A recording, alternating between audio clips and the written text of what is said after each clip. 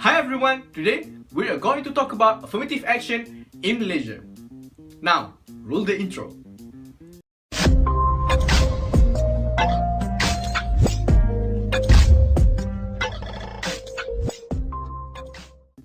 Well, if you're asking about me what affirmative action is, well, it's different from one country to another. Affirmative action, which also known as reservation in India and Nepal, positive discrimination action in the United Kingdom, and employment equity in Canada and South Africa.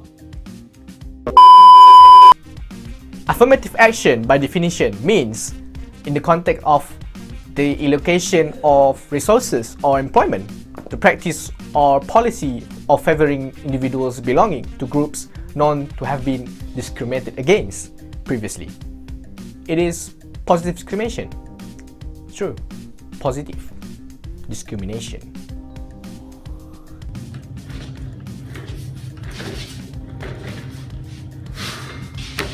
Alright. Okay, let's talk about history. The concept of majority race in the population getting the benefit of affirmative action may seem strange. Well, in fact it is. When it is compared to the country like US, in which case the minority like black and women get the benefit of the action. True.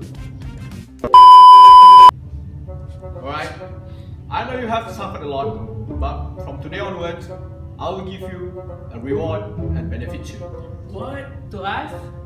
Thank you! Yay! Thank you very much. But what is the rationale behind giving affirmative action to Malays?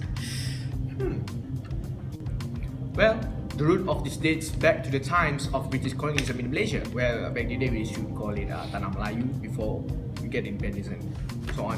A lot of things happened. During their reign, they introduced the concept of divide and rule. Well, we could mention about Genghis Khan. Now, let's take a look at this.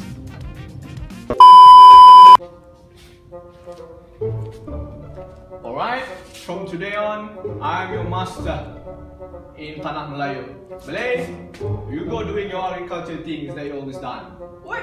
This is my land. India, you follow me to the estate. Oh man, let's go. Chinese, let's go to the city. Let's go drink, man. The negative effect of the British policy lasted for decades, even after they have gone out from Malaysia. Yeah, the colonists are gone. Happy. Some argue that some of its effects still last in the most apparent repercussion of this policy in the 13th of May in 1969 incident, where riots, racial occurred, causing the death of many in the capital of Malaysia. Yeah, it was a bad day. Many believe that one of the main reasons of this riot to be the economic inequality suffered by the Malays at the time.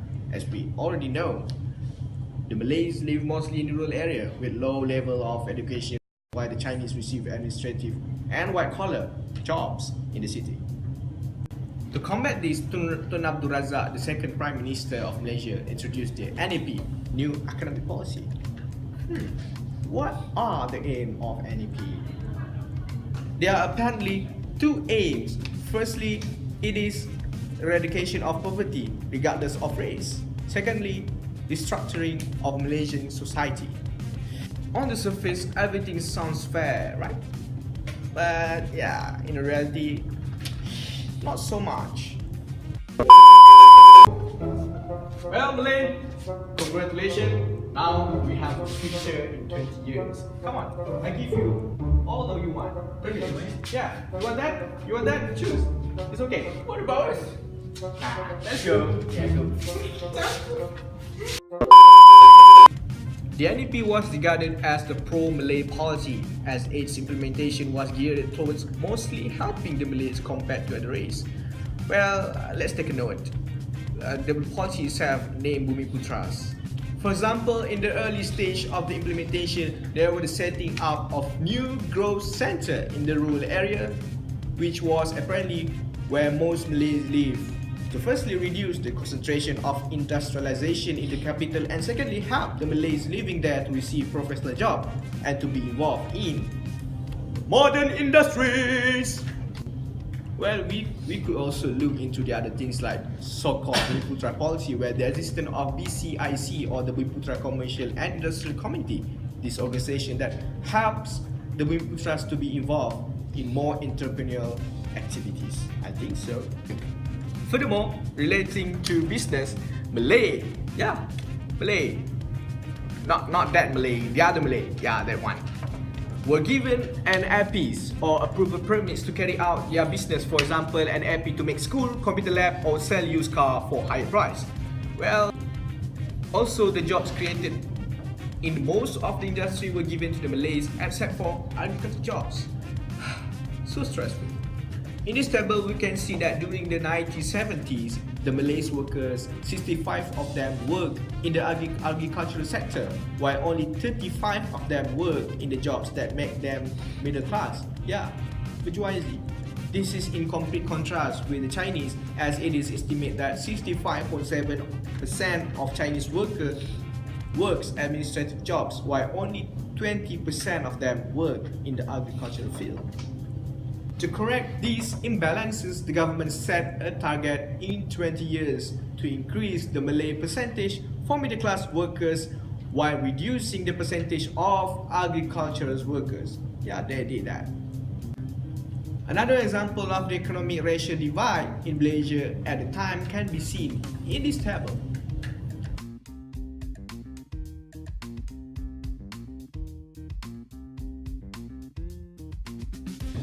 Fast forward 20 years, the NEP period has reached its end. Congratulations!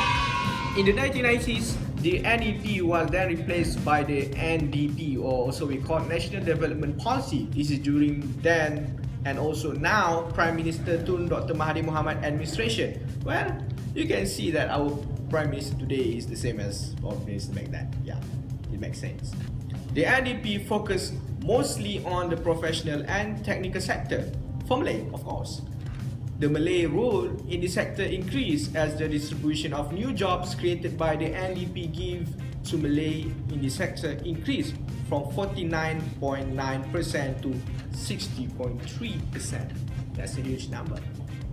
Although during the NDP, the focus is more on heavy industry jobs to be given to the Malays, the distribution of white-collar jobs given to the Malays compared to the other race still exceeds 50%. All in all, based on this government plan, it is obvious that the agenda is to provide economic mobility for Malays, leading to the creation of the Malay middle class. We have that now a lot. The middle class creation was a vision of Tun Abdul Razak, as he wanted Malaysia to be a stable country with a middle class like Japan, Switzerland and Netherlands. Well, we can see that nowadays Malaysia actually moved towards that. So after looking at all these government initiatives to help the Malays, the government achieved its target number set for the Malays.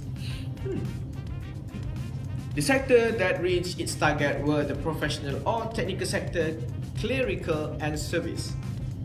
The distribution of Malay working in the agricultural sector also decreased from 65.3% to 37.4%, nearly achieving its target of 36.3%. Furthermore, Bumi used to make up only 2% of the doctors in the country, but because of the NEP, the percentage increased to 40%. That this also shows the NEP enabled to many Bumi to look beyond being clerks. Well, you can see that nowadays we have a lot of university like that, right? This is stressing. One of the downside of the administrative sector was somehow still not up to the standard set by the government in 1990s. Okay, now that we have covered the progression of the job sector that was a product of affirmative action, how about the education sector? Is there any affirmative action? And if there were, did it work?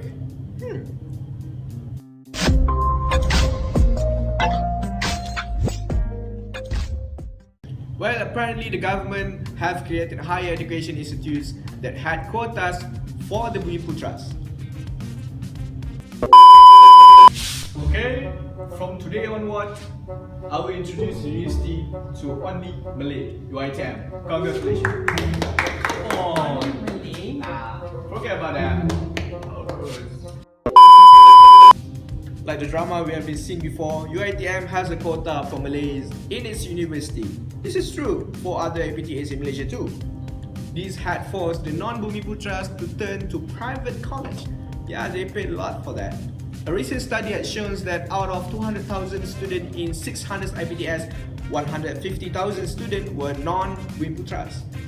The quota system has undoubtedly worked well for Malays, as before 1970, the Malay constitute of only 40% of total tertiary students in Malaysia. But in 1980s, the number rose to 60%.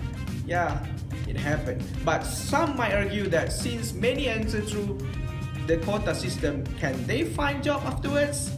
According to the study by the Ministry of Labour Force during the 1980s, 80 to 90% of them found jobs after graduating.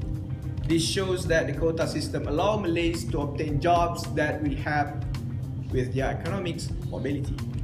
So overall, what good can we take out of this NEP or NDP or affirmative action in Malaysia in general? Firstly, the affirmative action have helped reduce poverty as the poverty rates decreased from over 52% in 1970s to 3.5% in 2009. Secondly, it also helped create an independent and stable Malay middle class. Yes, good. Thanks to many jobs, opportunities and the business opportunity given by the government itself. Well, we have many shops, these, and that too. Thirdly, it prevent a major race riot like the 13th of May in 1969 incident from happening again, as the Malay are quite happy with the affirmative action given. Moreover, the racial profiling based on economic activities have decreased and can be seen as an obsolete concept in the modern Malaysia. Other benefits that can be observed are increased literacy rate, increased urbanization, and economic growth of Putra itself. Well, I'm proud. But we all must remember that nothing in this world comes easy. It is not easy. There must have a challenge for that. Now, let's go to the challenge way.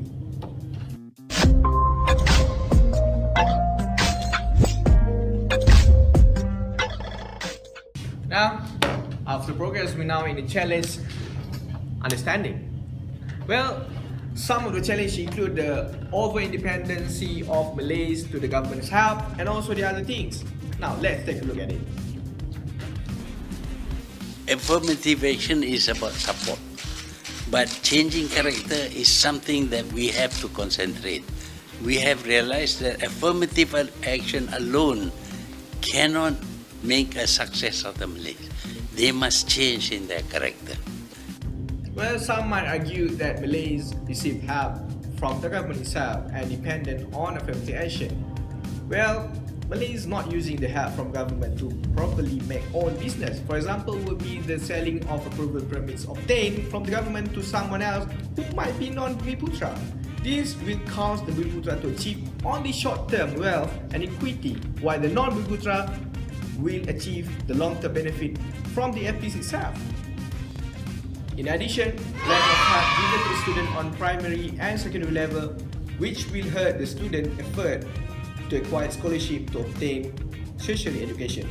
And also backlash from non-Malays, which is evident in the World Bank statistic that shows almost 1 million of non-Malays, almost all with tertiary education, migrate from Malaysia to flee racial discrimination. This is also known as the brain drain effect. Well, it's so stressful to look at that. All in all, government affirmative action does give opportunity to Malays, and that Malays only. Not that Malay, the Malay, yes! Well, we can say it gives 100% benefit to, well, Malay.